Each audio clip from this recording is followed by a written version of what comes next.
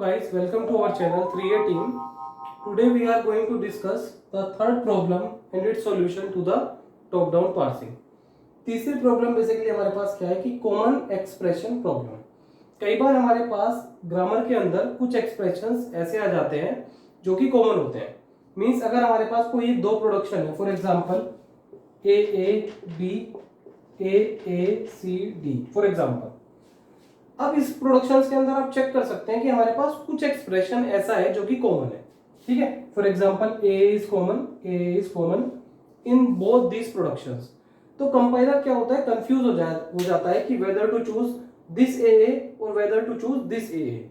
तो इस तरह की प्रॉब्लम को सोल्व करने के लिए हमारे पास एक मेथड दिया हुआ है, that is called the left factoring. तो इसके अंदर बेसिकली हम आज वो स्टडी करने वाले हैं। तो सबसे पहले हम इसकी अगर जनरल फॉर्म की बात करें तो इसकी जनरल फॉर्म होगी a tends to alpha beta 1 slash alpha beta 2 where alpha is your common portion.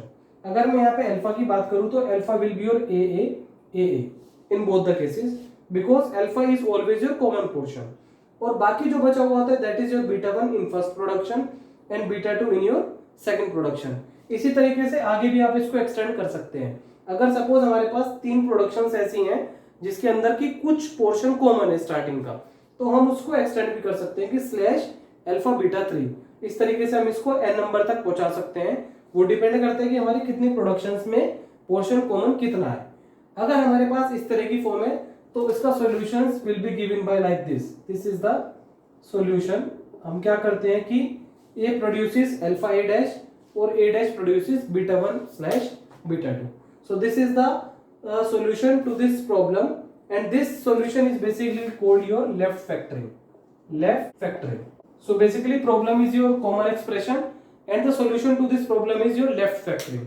Means sometimes the question asks like this, that do the left factoring for this. Means you have to somewhat you have some common expression in that, you have to find out that and then perform the solution according to these productions. Just this is very simple process. For example, we are having a question s tends to IETS slash IETS ES and A. So this is the question that is given to you, and there is also a production E tends to B.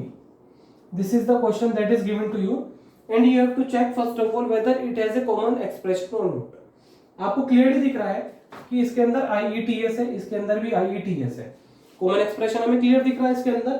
तो इस पूरे के पूरे common portion को हम इसके अंदर बोलेंगे अल्फा। तो अगर मैं अल्फा की बात करूं तो अल्फा इज योर IETS। अब यहाँ पे बीटा तो मेरा कुछ नहीं बचा, तो अगर मैं बीटा 1 की बात करूं दिस इज नल, अगर मैं बीटा 2 की बात करूं this is ES, because in this case this is your beta 2। Beta 1 तो हमारे पास कुछ नहीं बचा क्योंकि पूरा का पूरा पोर्शन क्या है हमारे पास, ये कॉमन है। This is called your alpha.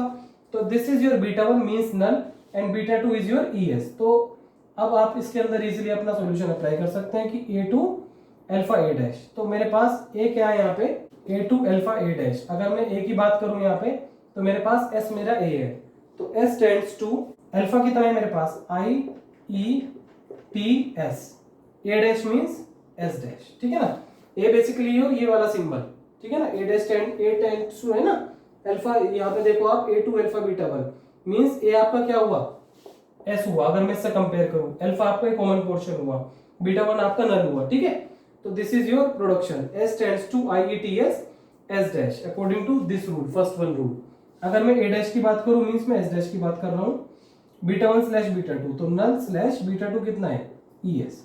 और बाकी आपका प्रोडक्शन S2A बचा हुआ था वो एज इट इज रहेगा, और एक E2B बचा हुआ था वो। सो this will be the solution of this given question. Means we have left factored our grammar, that is S produces IETS S dash A, S dash produces null ES, S tends to also produces A, it will remain same, it will not change at all, and this will E to B, there is no basically common sub expression we can say, तो ये as it is रहेगी E to B। तो E to B हमने as it is उतार दी। तो इस तरीके से आप कोई भी क्वेश्चन लेफ्ट फैक्टरिंग कर सकते हैं।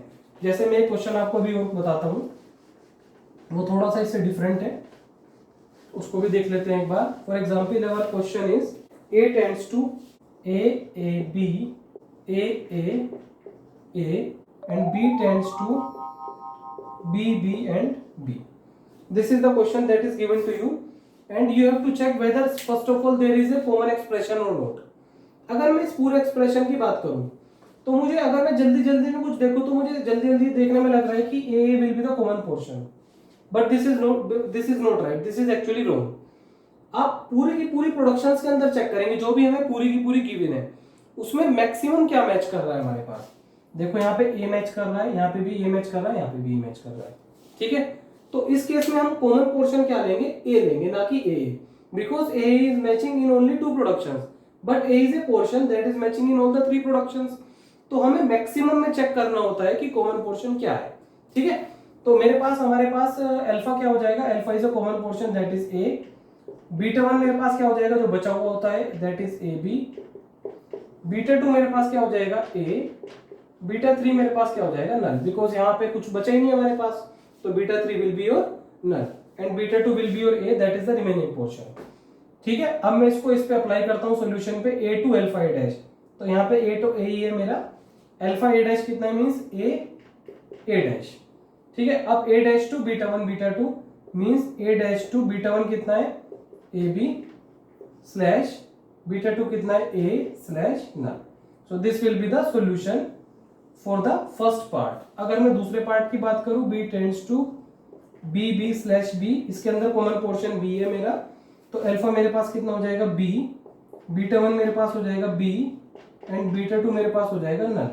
तो अगर मैं इसको सॉल्यूशन पे अप्लाई करूं तो A to alpha A dash, तो मेरे पास आ जाएगा B टू अल्फा कितना है B, A dash means B dash, A dash two means B dash to, beta 1 slash beta 2 means B slash null, ठीक है। अब इन सबको कंबाइन कर दो, ये आपका आंसर आ जाएगा। तो फाइनल आंसर क्या बनेगा, A to A dash, A dash to A B A null, B tends to B dash, B dash tends to B and null. So this will be your, basically यहां से यहां तक आपका ये solution हो जाएगा, that is A to A dash, A to A dash, A dash to AB A null, B tends to B dash and B dash tends to B and null. So this will be your solution and this is exactly right. तो इस तरीके से आप अपना common portion find out कर सकते हैं और उसको लेफ्ट फैक्टर्ड कर सकते हैं। क्वेश्चन बेसिकली क्या था कि लेफ्ट फैक्टर्ड दिस ग्रामर, ठीक है ना, left factored this, left factored means कहीं ना कहीं इसके अंदर कॉमन एक्सप्रेशन की प्रॉब्लम होगी, तभी वो हमें लेफ्ट फैक्टर्ड करने के लिए बोल रहा है। तो लेफ्ट फैक्टर्ड कैसे करेंगे, according to the solution of this left factoring, ठीक है ना, ये आपको बेसिकली याद करना होगा। तो जब आप ये इजीली याद कर लेंगे तो आप इजीली कोई भी क्वेश्चन कैलकुलेट कर सकते हैं। तो स्टूडेंट्स आज के लिए इतना ही रखते हैं। अगर आपको हमारा वीडियो पसंद आया हो तो प्लीज हमारे वीडियो को ज्यादा से ज्यादा लाइक कीजिए, शेयर कीजिए, हमारे चैनल को सब्सक्राइब कीजिए। Thank you so much guys.